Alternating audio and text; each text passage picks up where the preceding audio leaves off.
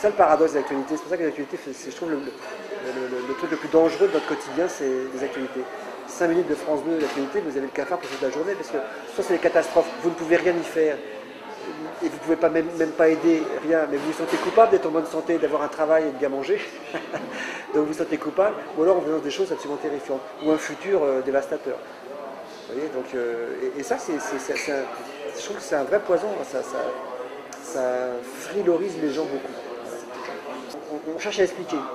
Mais le drame humain vient de l'éducation, c'est dès l'école. On nous met déjà en compétition les uns avec les autres. C'est pas parce qu'on est un cancre qu'on est un raté, mais c'est quand même ce qu'on croit. C'est une constate, j'étais un gosse assez moyen, c'est ce que j'ai cru pendant très longtemps, quoi. Et c'est faux. Et il y a simplement des structures mentales qui sont plus scolaires que d'autres. Et souvent, les types brillants à l'école rament complètement dans la vie derrière, et cette cotation de valeur, elle est fausse. Après, l'histoire de France, on nous apprend à l'apprendre, on ne nous apprend pas à la juger. Il ne faudrait pas la juger. 1515, c'est bon, Napoléon François Ier, Marignane, tout ça, mais pourquoi il était là-bas? Quel besoin poussait ce mec à aller faire tuer des hommes pour aller piller, je ne sais quoi?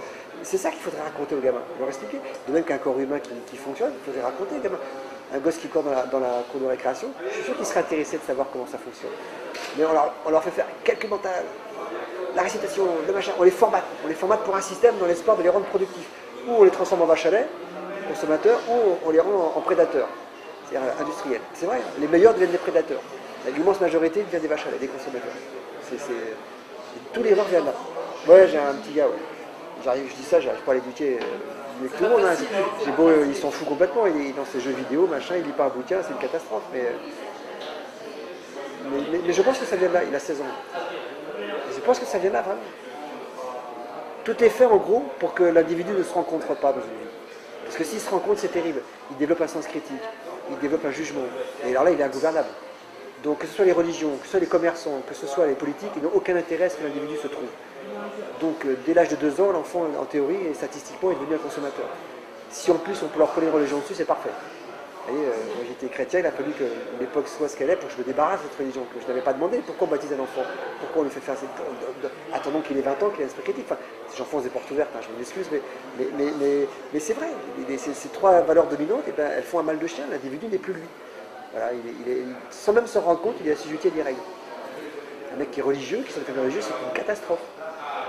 Vous voyez, voilà. Bon, voilà. Après ce brûlot audiovisuel que je viens de livrer, voilà. Pas forcément négatif, je pense qu'il y a du bonheur à prendre, mais il faut justement se méfier beaucoup des autres, de l'environnement, de ceux qui dominent, de ceux qui parlent, ce que je suis en train de faire en ce moment d'ailleurs. Il faut se méfier de ces gens, il faut se méfier, il faut cultiver son soi. Quoi. Voilà. Voilà. Donc il y a plein de choses positives à prendre, surtout qu'une vie c'est court. Je pense qu'avec un peu de bol, je mourrai avant que les vraies catastrophes n'arrivent. J'espère que ça pourrait durer un peu dans mon gamin, ça serait bien aussi, parce qu'il y a vraiment des choses sublimes, mais il faut être très méfiant. L'éducation, finalement, c'est la méfiance des règles, c'est la méfiance de ce que nous apprend. Voilà, c'est la vraie éducation, l'éducation de l'autodidacte. La vraie éducation comment dire, affective des gens qu'on aime, c'est de leur apprendre à se trouver eux-mêmes. Voilà. Et donc à ne pas écouter forcément ce qu'on dit, y compris l'école, même si il faut un peu de réussite scolaire pour pouvoir avoir une place dans ce monde-là.